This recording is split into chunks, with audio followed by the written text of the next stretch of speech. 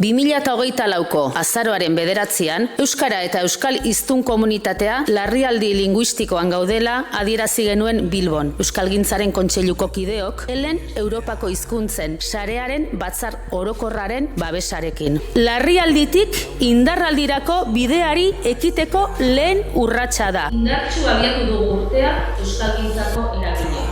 Akordio soziopolitiko berri bat bideratzeko lanean sendo ari garelako. Sinetsita gaude Euskarak behar duen pizkunde herritarren kidetzatik eta bultzadatik etorriko dela. Uste dugu badaudela zumean jauzi horren oinarria izango den itun soziopolitiko hori osatzeko.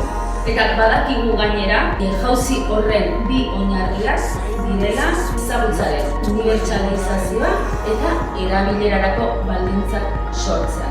Argi dago, euskaltzaleon garaia da. Biltzekoa, elkarrekin arnasa hartzekoa. Ekinaldi berri baterako unea da.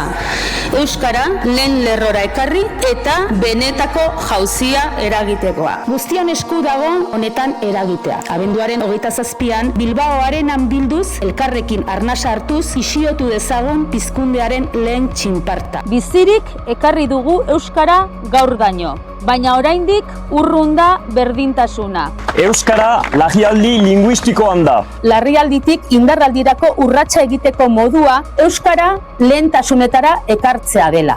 Euskaltzaletasuna indartzea.